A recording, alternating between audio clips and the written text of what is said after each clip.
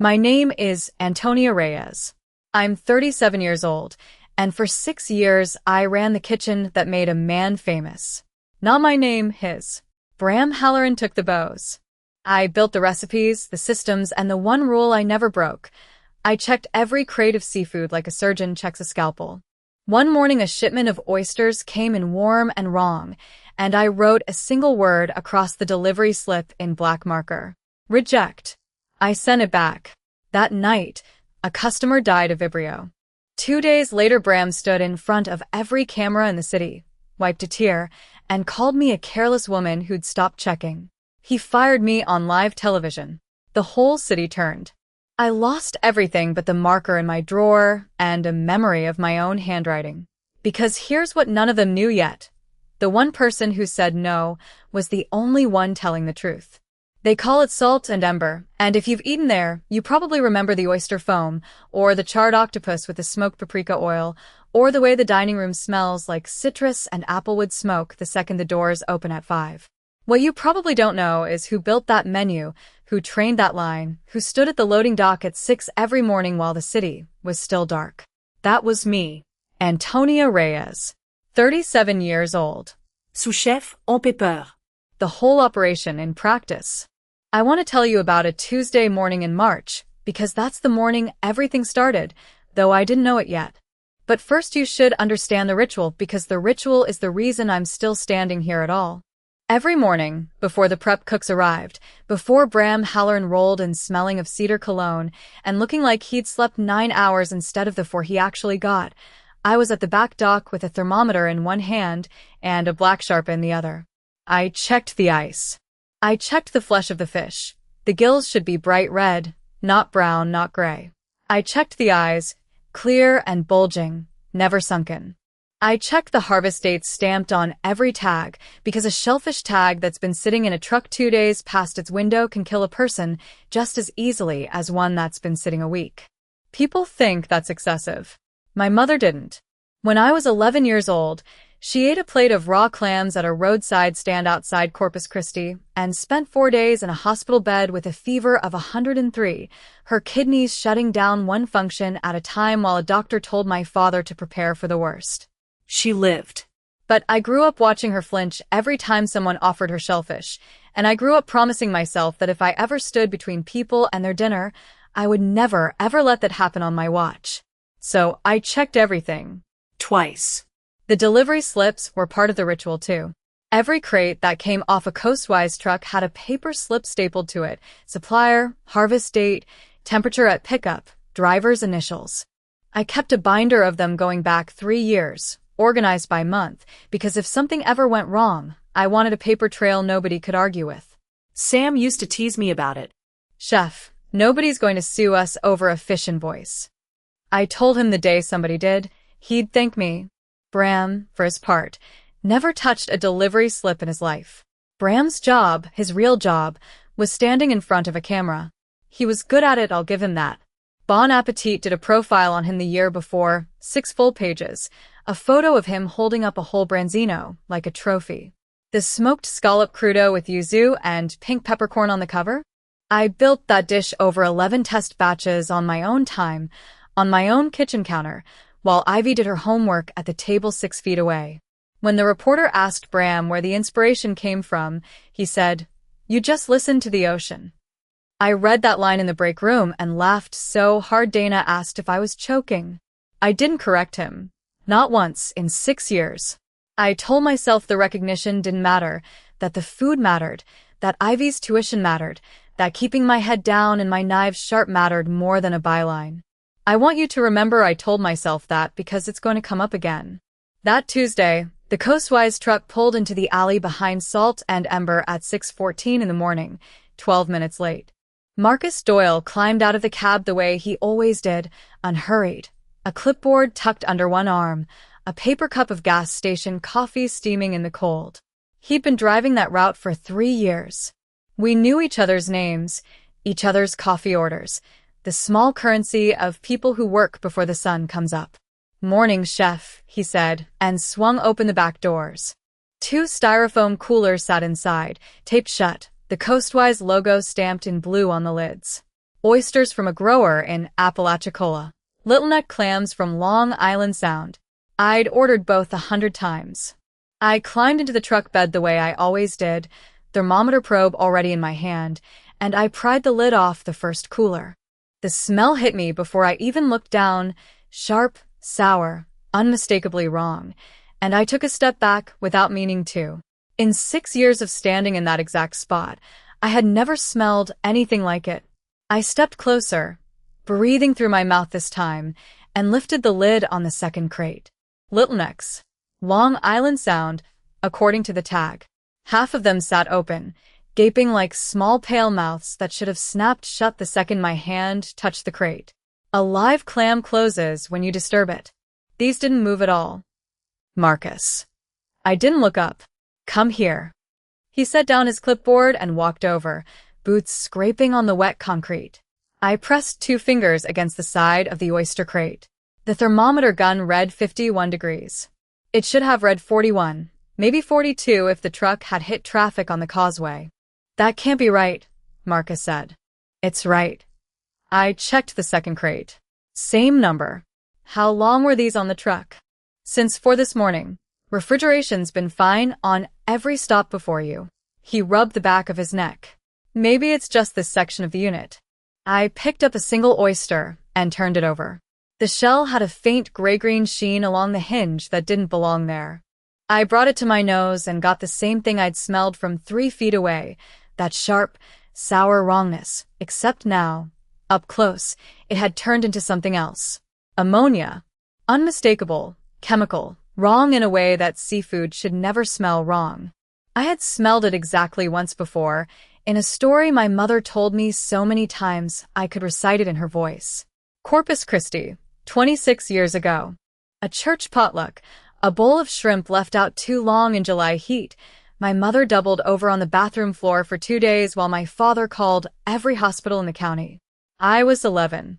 I remembered the smell secondhand, from her description, so vividly that when it hit me in real life it felt like a memory arriving early. I set the oyster down. My hands were steady. That surprised me a little. I walked back into the kitchen, grabbed the black marker from the drawer by the walk-in, the one I kept sharpened to a fine point specifically for this, and came back out to the loading area. I flipped to the delivery slip clipped to Marcus's board. Apalachicola oysters, 40 pounds. Little necks, 30 pounds. Received temperature. Blank, because nobody had checked it yet except me. I wrote reject across both line items in letters 2 inches tall. Then I pulled out my phone and photographed the slip, front and back, timestamp visible in the corner. 6:14 a.m. plus 12 minutes for the traffic delay. I texted the photo to myself and then, out of habit I couldn't fully explain, to Sam, who wouldn't be in until 7. Bad clams and oysters this a.m. Rejected the whole load. Keeping a copy, just in case. Marcus looked at the slip over my shoulder. Chef's gonna lose it. Chef isn't the one who has to explain a dead customer to the health department. I still gotta drive this back.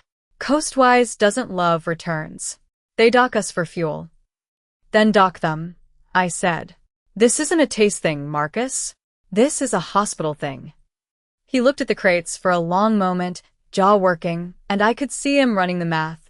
A docked fuel bill against something he couldn't quite name yet, something closer to a bad feeling than a fact. Then he nodded once, short, and started loading the crates back onto the truck himself instead of waiting for his hand cart. You're doing the right thing, I told him. Yeah, well. He slid the last crate in and slammed the gate. Tell that to my dispatcher.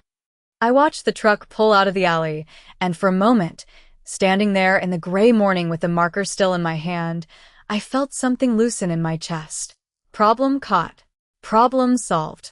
That was the whole point of the ritual. You found the thing before the thing found you. I didn't see Bram that morning. He'd taken a call with a food magazine and came in past noon, and by the time I left at 4 to pick up Ivy from school, the incident had shrunk down to a line I gave Sam for the log. Rejected AM shellfish delivery. Temp failure. See photo. Ivy wanted tacos, so we got tacos. She told me about a science project on tide pools, and I half-listened the way you do when your body is present and your mind is still standing in an alley smelling ammonia. We watched 40 minutes of a cartoon about a family of otters before she fell asleep with her head against my arm, and I carried her to bed the way I had every night since she was 2, her weight familiar and total in a way nothing else in my life was. I was asleep myself, dead asleep, when the phone rang at 12:47 a.m. I almost didn't answer. The number wasn't saved, a 212 area code that meant nothing to me, and my first groggy thought was that it was a wrong number, or a robocall, or Ivy's father calling to argue about the weekend schedule at an hour that was somehow always convenient for him and never for me. Is this Antonia Reyes? Sous chef at Salt and Ember? I sat up in the dark. Who is this? This is Dr. Okonkwo Lewis. I'm with the ER at St. Bartholomew's. We had a patient come in tonight, a Mr. Rourke, presenting with severe GI symptoms after dinner at your restaurant. He passed about 20 minutes ago. We're required to notify. I don't remember the rest of what he said. I remember the specific texture of the dark in my bedroom, the shape of the ceiling fan turning slow overhead, the sound of my own pulse arriving late to catch up with what I'd just heard. A customer. Dead. Tonight. Hours after I'd stood in that alley with a marker in my hand and written the one word that was supposed to make this exact thing impossible. I got up, walked to the kitchen, and pulled up the photo I'd texted myself 12 hours earlier. Reject, in my own handwriting, timestamped 6:26 a.m. I stared at it until the letters stopped looking like letters. If I turned that shipment away before the sun was even fully up, if it went back on Marcus's truck and out of the building, then whatever killed a man at Salt and Ember tonight should never have been anywhere near a plate. So how did it get there? I was already pulling a coat over my pajamas, already grabbing my keys off the hook by the door, when I texted my neighbor to come sit with Ivy. The drive to the restaurant took 11 minutes at that hour, streets empty, my headlights the only ones on Ferris Avenue. I parked in the alley, in the same spot where I'd stood 12 hours before, and I could see light bleeding out from under the kitchen door. I walked up to the window instead. Through the glass, under the hood lights left burning over the prep station, I saw Bram standing alone at the metal table by the walk-in, a stack of delivery slips spread in front of him. As I watched, he pulled one free from the pile, held it up to the light for a second, and then tore it cleanly in half. I didn't move. Then Bram slid the two halves into his jacket pocket and walked out through the back door without seeing me, and I got back in my car and drove home because there was nothing else my body knew how to do at 1 a.m. By 9, my phone was already full of texts. Sam, turn on Channel 8. I stood at my kitchen counter in yesterday's shirt and watched. Bram stood on the sidewalk outside Salt and Ember, the green awning behind him, a cluster of microphones taped together in front of his chest.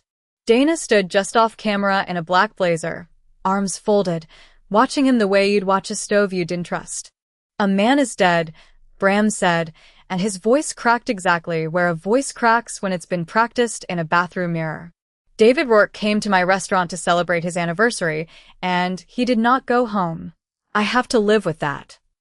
A reporter I recognized from the morning show leaned in. Mr. Halloran, was there a breakdown in your food safety protocols? Our protocols are the strictest in the city, Bram said. I built them myself. I set my coffee down harder than I meant to. He had never once checked a delivery slip in the 4 years I'd worked under him. But protocols only work if the person responsible for executing them does her job. There it was. Her. I've made the difficult decision, he went on, to terminate my sous chef, Antonia Reyes, effective immediately. She was responsible for receiving and inspecting yesterday's seafood delivery. I trusted her. That trust cost a man his life. His eyes were wet. I watched the camera catch the light in them and thought, distantly, that they'd trained him well for this, whoever they were. We are cooperating fully with the health department and the family. I want the Rourkes to know that. My hand was shaking hard enough that the phone screen blurred. I called him. It rang twice and picked up, but it wasn't Bram's voice. Antonia, this isn't a good time. Dana, flat, clipped, like she was reading off a card. Put him on. He's not taking calls right now. I'd advise you to get a lawyer. A pause, and something in her voice moved, just slightly, like a door not quite latched. I'd advise you to keep any paperwork you have. From yesterday. Then the line went dead before I could ask her what she meant by that, and when I called back it went straight to voicemail, and it stayed that way every time for the rest of the day. I opened my phone's photo app with my thumb still trembling and found it, the picture I'd taken at 6:14 that morning. The delivery slip flat on the steel table, the little digital thermometer reading 51 degrees where it should have read 41 or 42, the case of oysters from Apalachicola stacked beside the little neck clams still in their mesh bags from Long Island Sound. I zoomed in on the timestamp until the numbers filled the screen. It was still there. It was mine. I scrolled up to my text with Sam from that morning, the one sent before any of this had a name yet. Bad clams and oysters the same. I'd written. Rejected the whole load. Keeping a copy, just in case. Sam had sent back a thumbs up and nothing else because at 7 in the morning it had seemed like nothing, just another Tuesday delivery gone wrong, the kind of thing you handle and forget by lunch. I hadn't known yet that a man named David Rourke had already been in an ambulance by then, that a doctor at St. Bartholomew's named Okonkwo Lewis would be calling the restaurant at 12:47 in the morning to say he hadn't made it. I sat down on my kitchen floor with my back against the cabinet because my legs had stopped being useful for standing, and I opened my phone and typed my own name into the search bar. It was already everywhere. A screenshot of Bram's press conference with his wet eyes frozen mid-blink, captioned "Sous Chef fired after diner's death." My old staff photo from the restaurant's website, the one where I'm smiling in a chef's coat with my name embroidered over the pocket, recirculated under headlines that used words like negligent and reckless, and, in one local blog, killed a man over a paycheck. Strangers I would never meet were typing my name into replies with 3 flame emojis. Someone had found Ivy's school and posted the name of it in a comment thread, and I closed the app so fast the phone slipped out of my hand and hit the floor. Ivy came in from the living room in her socks, cartoons still playing behind her. "Mommy, why are you sitting on the floor?" "I dropped my phone," I said, and my voice came out steadier than I expected, steady enough that she believed me, because 9-year-olds believe you when you need them to. She went back to the couch. I picked the phone up and turned it over in my hands. The crack now ran corner to corner across the glass, a thin white seam splitting my own reflection in two, and I thought of a torn slip disappearing into a jacket pocket at 1 in the morning, and a marker cap I'd left uncapped on my own kitchen counter 3 days before, still smelling faintly of ink when I picked it up now out of habit, the smell of a smoked scallop crudo I'd have been plating for the dinner rush if none of this had happened. The dish that had put my name on the cover of A magazine 6 months ago, and was about to put it somewhere else entirely. My phone buzzed again around 4 that afternoon. Not a number I recognized. No name, just 10 digits I didn't know, and a message sitting there on the lock screen where anyone glancing over my shoulder could read it. "I know you rejected that load." "I'm the one who drove it away." I did not answer. I set the phone down on the counter, face up, screen still lit with the message. The line stayed quiet a second too long. Then dead air. I called back. Straight to voicemail, a robotic woman's voice, no name recorded. I stood there in my kitchen, Ivy's kitchen now, technically, since I hadn't paid the mortgage in 6 weeks, and I did not cry. I put the phone in a drawer under the dish towels, like it was something that could go bad if left out. 3 weeks. That's how long it took for every door in this city to close. I called Marchetti's first, because Renata Marchetti had eaten at my station for 4 years running, and once told a food critic that my scallop crudo was the only honest thing on that menu. Her hostess put me on hold for 6 minutes. When Renata finally came on, her voice had a new flatness to it. "Antonia, I heard." "I didn't do what they're saying, Renata. I know you probably didn't, but I've got a health inspector due next month, and investors who read the same headlines everybody else did. I can't or won't. Does it matter?" It didn't. I called 9 more places over those 3 weeks. 2 never called back. One line cook I'd trained myself, now running his own place in Delancey, told me straight. "My GM saw your name and said absolutely not, boss." "I'm sorry." "I really am." The neighbors were quieter about it, but not quiet enough. Mrs. Feldenkrais 2 doors down used to wave. Now she found reasons to check her mailbox at exactly the moment I walked Ivy to the bus stop, eyes down, lips pressed into a line that wasn't quite a smile. At Ivy's school, the pickup line had its own weather system. Mothers who used to ask me for recipe tips clustered 6 feet further down the sidewalk, and I watched it happen in real time, the little shift of bodies like a tide going out. One father, Colin Ashworth, pulled his daughter's hand and steered her wide around me and Ivy, murmuring something I couldn't hear. That night, Ivy asked why Poppy wasn't allowed to sit with her at lunch anymore. I told her it was a misunderstanding. I did not tell her what it was really costing. Then the papers came. A process server found me in the seafood aisle at the grocery store, of all places, a small cruelty the universe seemed to have designed just for me. Manila envelope, my name typed clean across the front. Frank's lawyer had filed to modify custody. The petition used the phrase, poses a demonstrable risk to public health and safety, twice on the first page. Frank hadn't called me. He'd let a document do it. I read it standing between the shrimp and the halibut, under lights so bright I could see every vein in the paper. Money went next, the way it always does, quietly, then all at once. Savings gone by week 4. I found a night job at a place called Ferdy's Grill on the industrial end of Ferris Avenue, the kind of diner that doesn't ask for references if you're willing to scrub pans until 2 a.m. I gave my name as Tony Ray. The manager, a heavy-set man named Duval, didn't look twice. Standing at that steel sink with my hands pruning in gray water, scraping burnt egg off a flat top, I thought about smoked scallop crudo and yuzu and the Bon Appetit cover, and I laughed once, short and ugly, and nobody heard me over the exhaust fan. The night, I nearly broke. Ivy was doing homework at the kitchen table, feet swinging under her chair because they didn't reach the floor. I was standing at the counter, not really looking at anything, just standing, the way you do when you've run out of the next thing to do.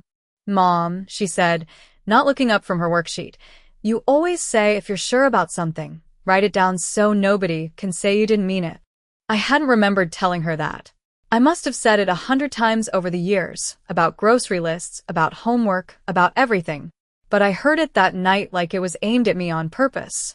I had written it down, in thick black marker, across a shipment ticket, at 6:19 in the morning. Reject. I had photographed it. I had texted Sam. I went to the hallway closet and pulled out the box where I kept things I couldn't throw away. Ivy's first shoes, my mother's rosary, a folder of old kitchen notes. I found the marker in the junk drawer, capped, dry-tipped, still smelling faintly of solvent. And on my phone, buried in a thread from March, the photo Sam had sent back to me that morning, my own ticket, my own handwriting, sharp and certain. I zoomed in on it until the pixels blurred, hunting for something more, some other angle, some proof beyond my own word. That was when I understood what I didn't have. I had a photo of my copy. I had never once held the paperwork Coastwise kept, their driver's copy, their dispatch record, whatever lived on the other end of that transaction. The ticket that mattered, the one that would say what happened to that load after it left my hands, wasn't in my kitchen drawer at all. It was wherever Marcus Doyle had put it. Marcus Doyle picked the place, not me. A gas station diner off Route 9, 20 minutes outside city limits, the kind of spot where the coffee tastes like it's been on the burner since Tuesday and nobody asks your name. I got there at 4:50 for a 5 o'clock. He was already in the back booth, a Coastwise windbreaker balled up beside him like he didn't want anyone reading the logo from the street. "You're early," he said. "So are you." He had a laminated menu he wasn't reading and a mug he kept turning by the handle, a quarter turn at a time, like it was a dial he could set to some safer number.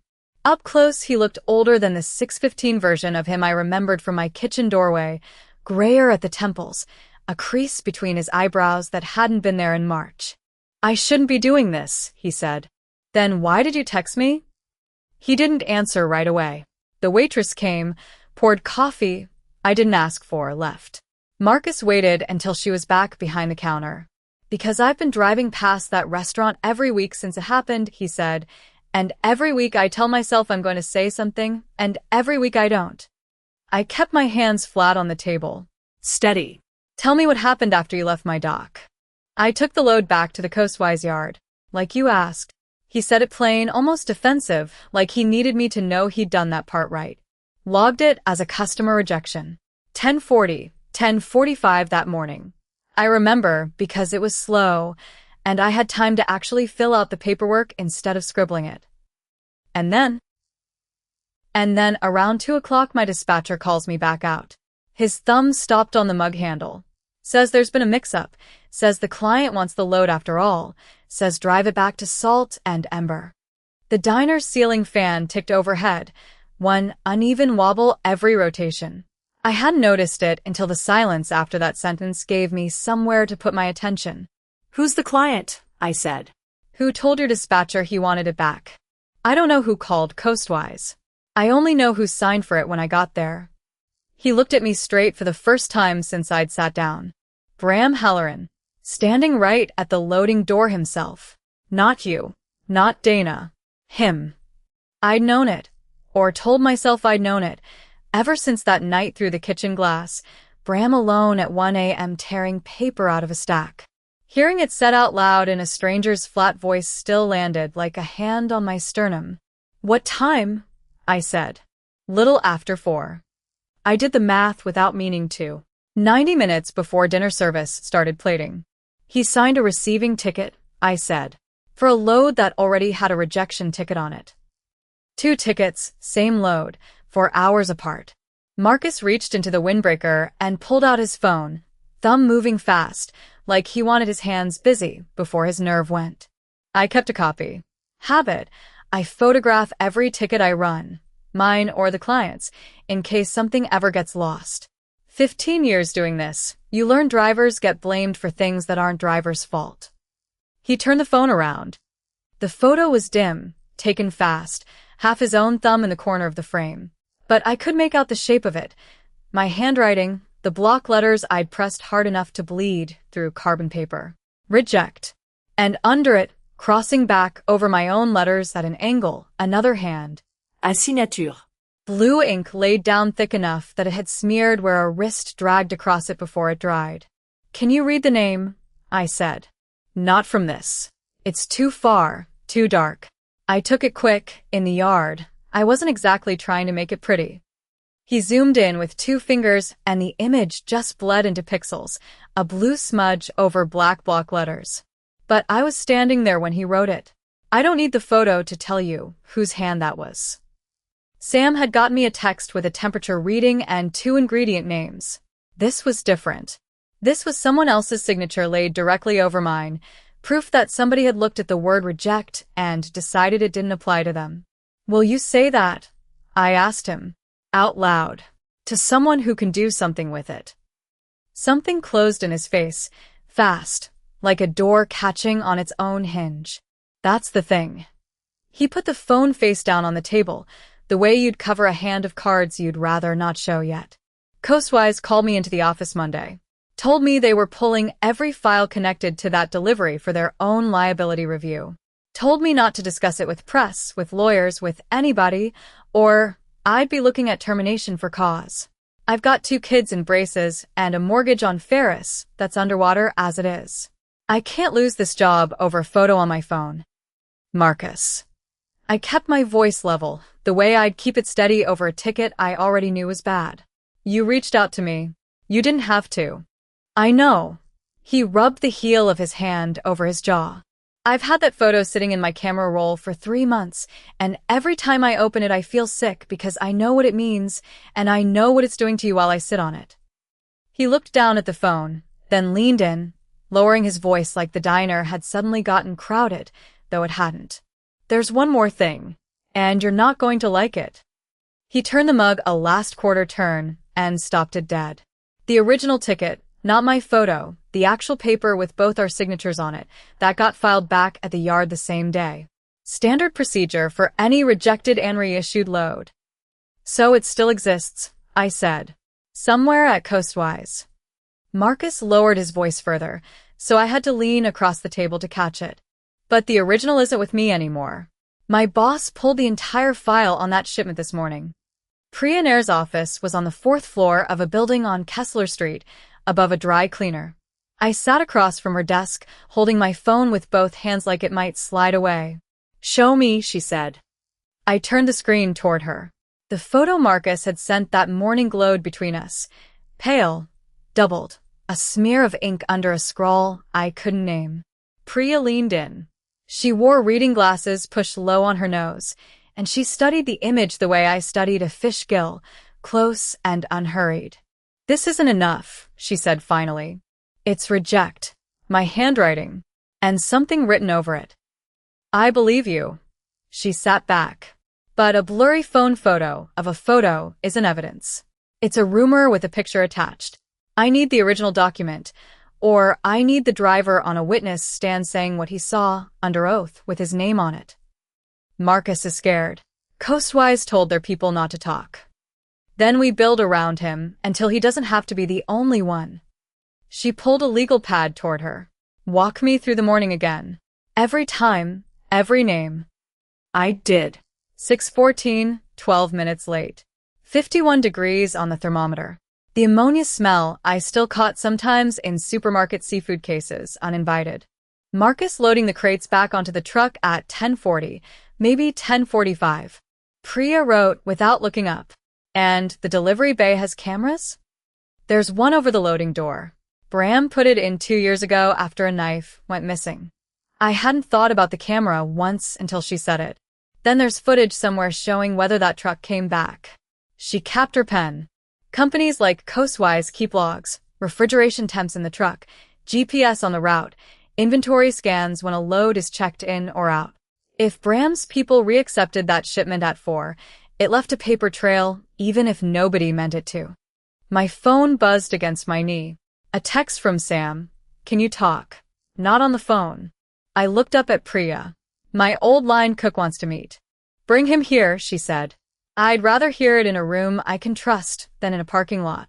Sam showed up 40 minutes later in his kitchen whites, like he'd walked out mid-shift, which, judging by the flour on his forearm, he had. He didn't sit.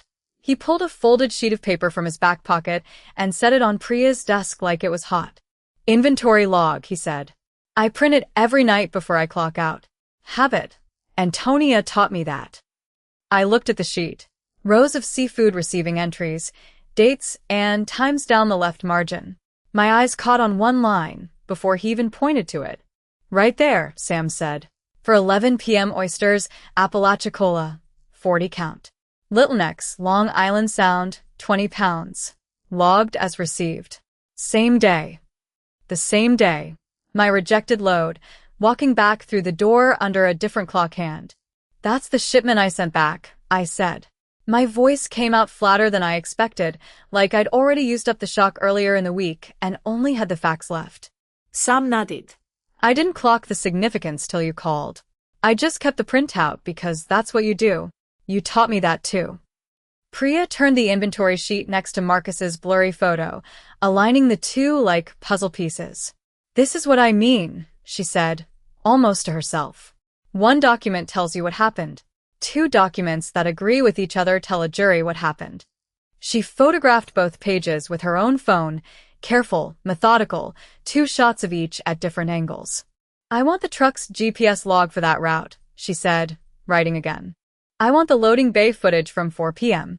And I want somebody at Coastwise who'll pull the original paperwork before anyone thinks to make it disappear." I almost laughed at that, the idea of paperwork disappearing, like it was a plot from a movie and not my actual life. Then I thought about Dana's voice on the phone. "Keep any paperwork you have," and the laugh died before it started. "Ms. Reyes." Priya was watching me. "I need you to understand something. The people protecting Bram right now have more resources than we do, and they know exactly what we're looking for the moment we start asking for it. So we ask fast. We ask today." She was already reaching for her office phone, already dialing, the receiver tucked against her shoulder, while she kept writing on the pad. I watched her wait through 3 rings, 4, then straighten slightly when someone picked up. I couldn't hear the other side. I only heard Priya's half of it go quiet, then careful, then flat in a way that made my stomach drop before she'd said a single word to me. She set the phone down and looked at Sam, then at me. "That was Coastwise counsel," she said. "They're telling me every delivery record from that date, GPS, receiving logs, the works, was lost to what they're calling a system error. As of this morning, nothing recoverable." I read it twice. The words did not get friendlier the second time. "They can't just lose it," I said. They can say they did. Proving otherwise is a different problem.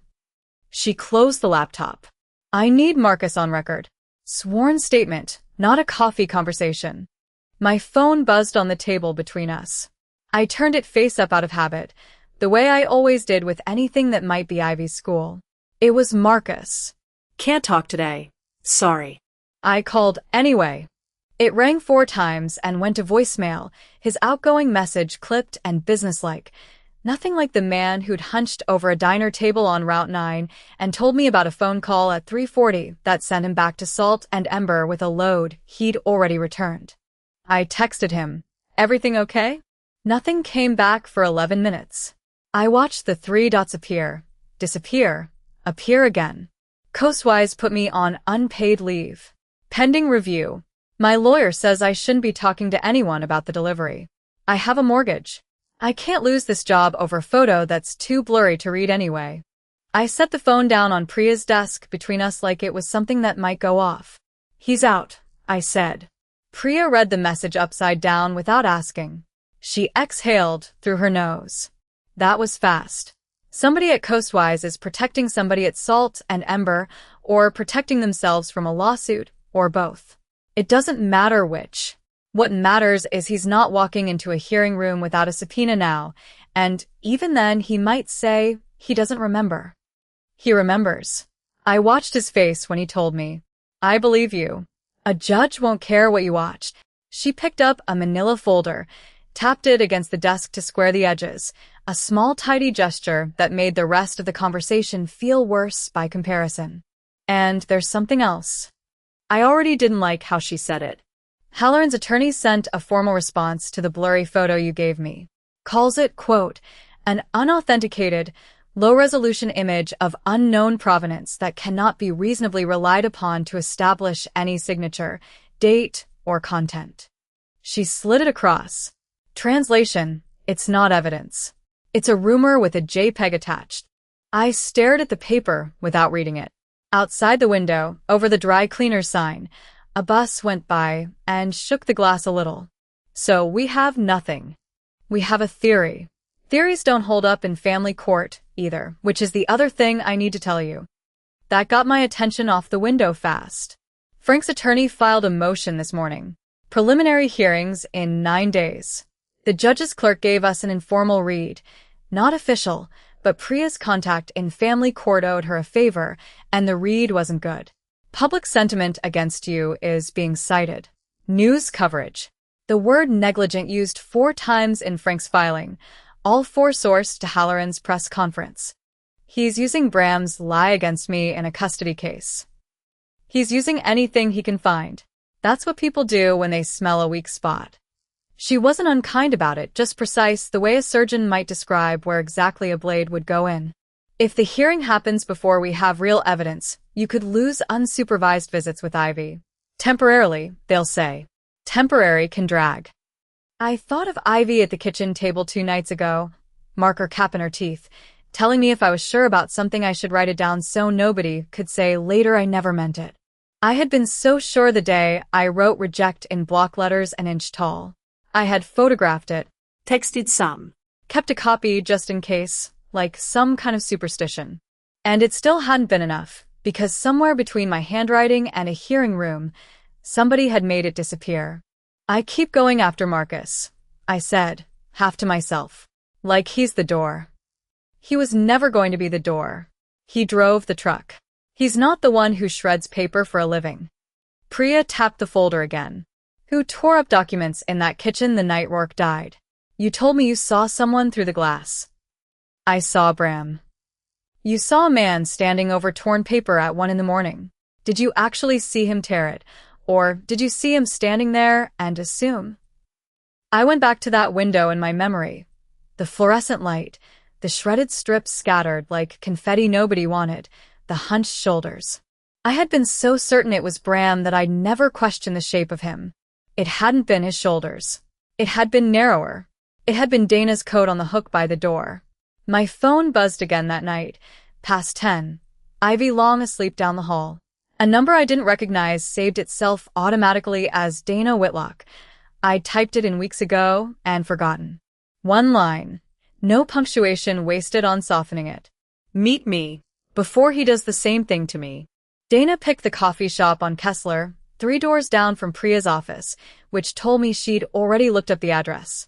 She was sitting in the back booth when I got there, both hands wrapped around a paper cup she wasn't drinking from. No lipstick. I'd never seen Dana Whitlock without lipstick in 4 years. You're early, she said. You're earlier. She didn't smile. She turned the cup a quarter turn on the table, like she was adjusting a dial. I need you to listen before you decide I'm lying to you again. Go ahead. Bram had a meeting with Bellwether and Cho on Monday.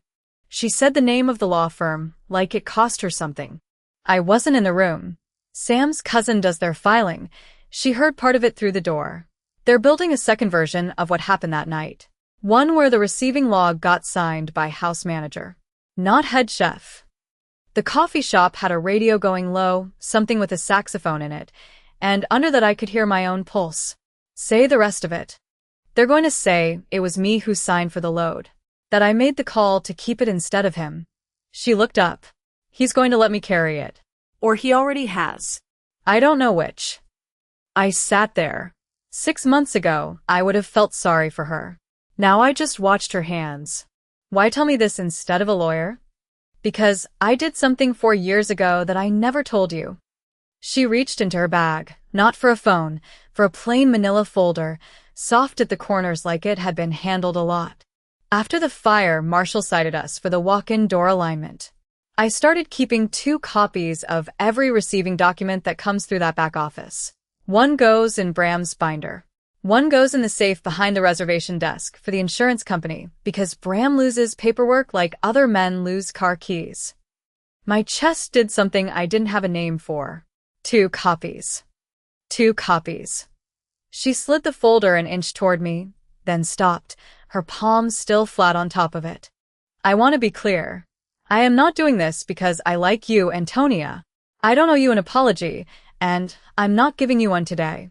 I'm doing this because if I don't hand this to somebody who isn't him, I am the one standing where you're standing in a month. Show me.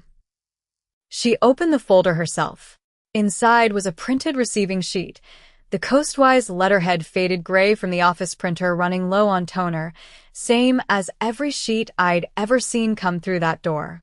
Across the middle, in my own handwriting, block letters I remembered pressing hard enough to nearly tear the paper. Reject.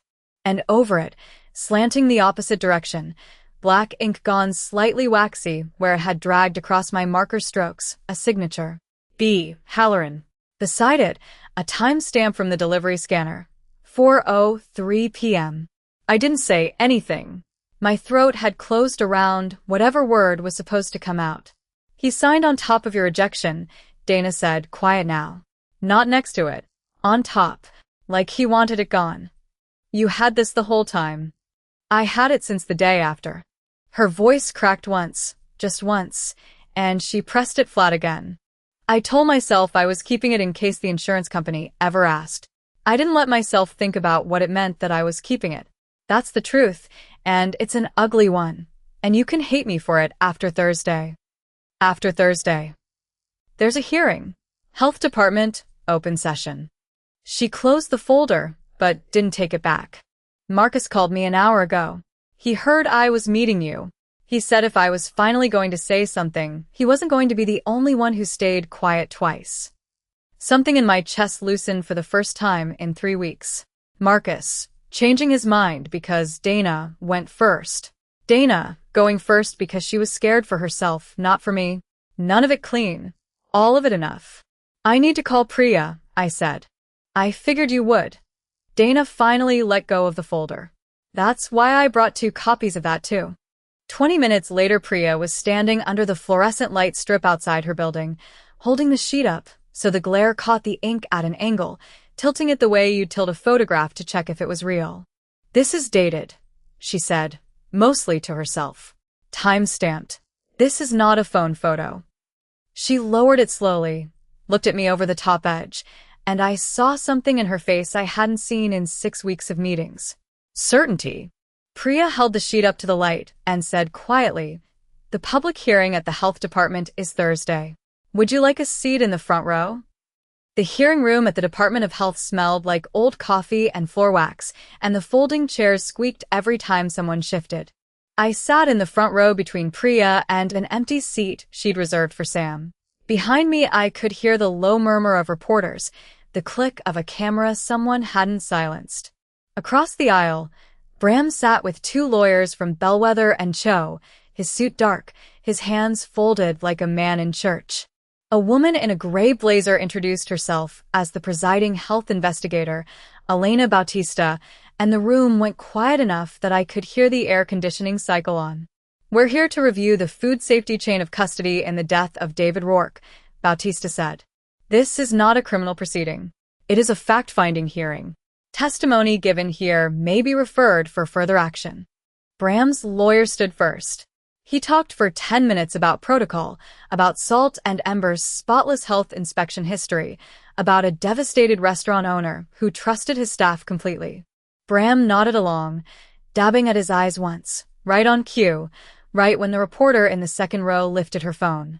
"Antonia Reyes had sole responsibility for intake that morning," the lawyer said. "The evidence will show a lapse in her judgment, not ours." I kept my hands flat on my knees. I did not look at Bram. I had promised myself that. Priya rose. "The Nair firm calls Marcus Doyle." Marcus walked up in a collared shirt that looked new, the fold lines still visible. He sat, said his name, his employer, for years driving for Coastwise. His hand shook a little on the table mic. "Mr. Doyle, walk us through the morning of March 11th. I delivered a load of oysters and clams to Salt and Ember around 6:14 a.m. Chef Reyes rejected it. Wrote reject on the paperwork herself, big letters. I loaded it back on the truck, took it to our warehouse. That was around 10:40, 10:45. And then?" Marcus glanced once at Bram, then away. "Around 3:30 that afternoon, dispatch told me to turn around and bring that same load back to Salt and Ember. I didn't want to. I told my supervisor it had already been rejected. He said the client wanted it anyway." A murmur went through the room. I felt Priya's shoulder brush mine, steady. "Who signed for it on return?" "Bram Halloran. In person. At the loading door. I remember, because he made a joke about it being good enough for a Tuesday." I did not smile. Behind Bram, one of his lawyers wrote something fast on a legal pad. "Mr. Doyle, do you recall the time?" "For a clock. Give or take." I remember because I told my wife I'd be home by 5, and I wasn't. Priya thanked him and called Dana next. Dana wore a navy suit I'd never seen, her hair pulled back tight. She sat straighter than I'd ever seen her stand behind the host stand. "Ms. Whitlock, what is your role at Salt and Ember?" "Front of house manager. I also handle vendor paperwork when Chef Halloran is occupied." "Was it standard practice for rejected deliveries to be signed back in?" No. "Never. If something's marked reject, it goes back on the truck and stays gone. That's the protocol I built with Antonia 3 years ago, after the fire marshal cited us for cold storage." "Then why does the intake log show that shipment back in inventory at 4:11 p.m. that day?" Dana looked at Bram for the first time. He was staring at the table. "Because he told me not to log the rejection. He told me to enter it as a standard receipt." The room had gone very still. I heard a reporter's pen stop scratching. Priya nodded to Bautista. "We'd like to enter physical evidence. Exhibit 4. The projector hummed awake. On the screen, blown up so large the paper grain showed, was the delivery slip. My own handwriting, black marker, slanted the way it always slants when I'm angry and moving fast. Reject. And under it, cutting straight across the letters, a second hand. Looser. Confident. Bram Halloran, signed in blue ink, the pen pressed hard enough to dent the paper. Someone in the gallery gasped, actually gasped like this was a movie. I heard Bram's lawyer whisper something to him. Bram didn't answer. He was looking at the screen the way you look at a car accident you caused. Bautista put on her glasses and leaned toward the screen, studying the corner of the slip where a small stamped box read 4:03 p.m. "This time stamp," she said slowly, mostly to herself, then louder to the room. 4:03 in the afternoon. 90 minutes before dinner service began that night. She looked up from the page, and for the first time since the hearing started, she looked directly at Bram Halloran. "Mr. Halloran," she said, "the chain of custody log shows one rejection on this shipment. One name on it in black marker, time-stamped that morning, before your signature was ever added." She let the silence sit a second longer than was comfortable. "So, tell this room, who was the only person in that kitchen who said no to this load?" Nobody answered right away. Elena Bautista let the silence sit, her eyes moving across the panel table to where Bram sat between his lawyers, his water glass untouched, a bead of condensation sliding down the side of it and pooling on the folder in front of him. "Mr. Halloran," she said, "would you like to respond to what's on that screen?" Bram's mouth opened. Closed. His lawyer, a narrow man named Cho from Bellwether and Cho, leaned in and murmured something. Bram shook his head once, like he was trying to clear water out of his ear. "That signature," he said, "could belong to a number of people who had access to receiving that morning."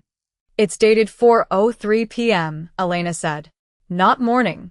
And Ms. Whitlock has already testified, under oath, that you personally instructed her to log this shipment as a standard receipt." She tapped a pen against the table. Once. "Do you recognize your own handwriting, Mr. Halloran?" I watched him. Not with satisfaction.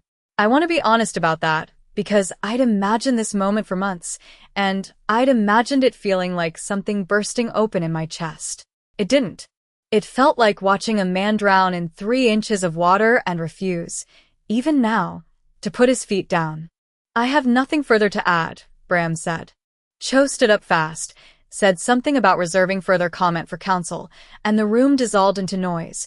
Reporters standing, phones out. A woman 2 rows behind me saying David Rourke's name into a recorder, like it was the only word she knew. Priya turned to me. She didn't smile exactly. Her eyes were wet. "That's it," she said. "That's the whole case." 6 weeks passed the way water finds a drain, slow. Then all at once. The state attorney's office filed charges, criminally negligent homicide and tampering with physical evidence. The Department of Health pulled Salt and Ember's operating permit within the week, citing falsified receiving records. I read the notice standing at Ferdy's Grill's dish pit on my last shift there, Duval leaning over my shoulder to read it too, and he didn't say congratulations. He said, "Go home, Tony. You don't work here anymore." He said it kind. The investors, there'd always been investors, 2 brothers who owned half the building and never once set foot in the kitchen, pulled out inside of a month. I heard the space was going to become a wine bar. I didn't feel anything about that either way. Bram called me 11 days after the hearing. I almost didn't pick up. The number came through unlisted, and something in my hand recognized it before my head did. Antonia. His voice had lost the television warmth. It sounded like a man talking through a straw. "I want to talk about making this right for you. Financially. There's a number we could agree on, something that lets all of us move past this quietly, before it goes any further." "You're asking me to be quiet," I said, "about a man who died." "I'm asking you to think about your daughter," he said, and something in me went very cold and very still. "Legal fees. Custody costs money, Antonia. I could help with that." "Don't say her name," I said. "You don't get to say her name." And I hung up and I sat on my kitchen floor with my back against the cabinet for a long time, not crying, just breathing, the way you do after you've set down something heavy you didn't know you were still carrying. I never heard from him again except through his lawyers, and then not at all. Frank withdrew his custody petition 2 days after the hearing made the evening news. He called instead of texting, which was new. "I saw the segment," he said. "I should have called you before I filed. I let the news cycle do my thinking for me." "I'm sorry, Antonia." It wasn't everything. But it was more than I expected from him, and I told him so, and we left it there because some apologies you take at the size they come in. Sam showed up at my door the following Saturday with 4 other line cooks from Salt and Ember, all of them talking over each other about how they'd known, how they'd always known, how Bram used to grab plates off Sam's station and photograph them for his own accounts. I didn't need the vindication from them. I'd needed it from a jury, and I'd gotten it. But I let them stand in my kitchen anyway, and I made them coffee because it turns out being believed late is still better than never. Marcus texted once. Glad it's over. Sorry it took me so long. I wrote back, you came through when it counted. That's what I'll remember. Dana took a plea on a lesser charge, falsifying business records, 18 months probation, no jail. Priya said the cooperation had bought her that, and I didn't begrudge her the discount. She'd handed us the paper that ended it. I understood by then that people save themselves in whatever order they're able to, and hers just happened to run through the truth. The Department of Health sent me a letter 3 weeks later. Formal language, a seal at the top, one sentence that mattered. Ms. Reyes is found to have acted in full accordance with established food safety protocol on the date in question. I read it 4 times at my kitchen table. Then I put it in the drawer with the marker, the one that still had my thumbprint worn into the cap. That evening Ivy sat across from me doing homework, sock feet tucked under her on the chair, and she looked up without any particular weight to it, the way kids ask enormous questions. Mom, she said, now that it's over, are we going to get a kitchen again? I opened my mouth to give her some careful, grown-up answer about not knowing yet, about needing time. Instead I heard myself say, yeah, baby, I think we are. And I smiled. The real kind. The kind I hadn't used in months. The lease was 3 pages. I signed at the bottom, right below where it said tenant, and Ivy signed her name underneath mine even though nobody asked her to, in purple gel pen, the letters round and careful. It's not legal unless I sign too, she said. No, I said. It's not. The space had been a dry cleaner's for 11 years before that, and you could still smell it faintly under the paint, something chemical and sweet that never fully left the walls. I didn't mind. I'd scrubbed worse smells out of worse kitchens. By April we had a hood installed, a walk-in that held 41 degrees on the nose, and a sign out front that said Ivy's in block letters, no apostrophe drama, no tagline. Just the name. Sam took the sous chef line without me asking twice. He showed up the week I got the keys with a knife roll over his shoulder and said, I already gave notice at the place on Delancey. You're welcome. I didn't offer you a job yet. You were going to. He wasn't wrong. The morning we opened, the delivery truck came at 6:02, 12 minutes early, which felt like an omen I didn't examine too closely. I met it at the back door the way I always had, clipboard in hand, and pulled the lid off the first crate myself. Oysters, packed in ice, the tags still damp. I put my hand flat against the side of the crate the way my mother taught me without ever meaning to teach me anything, just by being someone who checked. 42 degrees. I wrote the number down and moved to the next crate. In the drawer under the register I kept a black marker, the same brand I'd always used, cap slightly chewed on one end, because I have a habit I've never broken. I hadn't needed it in 3 weeks. That was the whole point of it being there. Marcus came in on a Thursday in May, off the clock, no coastwise polo, just a flannel shirt and the awkward posture of a man who isn't sure he's allowed to sit down. I sat down across from him, anyway. I'll have the crudo, he said, like he'd been planning to say it for a while. It's not on the menu today. We do it Fridays. Then I'll come back Friday. He came back Friday. And the Friday after that. He never talked about the hearing, and neither did I, but once, watching him eat, I thought about the version of that year where he'd stayed quiet, where the photo on his phone stayed blurry forever, where I was still standing at a sink on Ferris Avenue under a name that wasn't mine. I didn't say any of that out loud. Some debts you pay by not naming them. Dana never came in. I hadn't expected her to, but she sent a card in June and signed except for initials that said only, glad someone finally opened a kitchen that keeps 2 copies of everything. I put it in the drawer next to the marker. It felt like it belonged there. I still do the morning check myself. Ivy thinks it's a superstition, like knocking on wood, and maybe by now it partly is. But there's a difference between the fear that sat in my chest at 11 years old, watching my mother turn gray in a hospital bed, and the discipline I built out of that fear. Fear makes you flinch. Discipline makes you write it down. A person's whole reputation can be built on someone else's silence, and they will let you carry it for as long as you're willing to.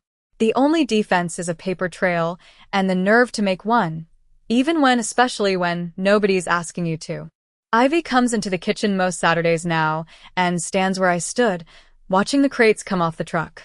Last week she picked up the marker before I could. uncapped it, and held it over a tag, waiting. Not unless it's wrong, I told her. But if it's wrong? Then you write it big enough that nobody can pretend they didn't see it. She capped the marker and put it back in the drawer, careful, the way she signs her name. If you've ever had to say no to someone with more power than you and pay for it, you already know what that marker is worth. If you haven't yet, keep one in your own drawer. You'll need it eventually. Thanks for listening.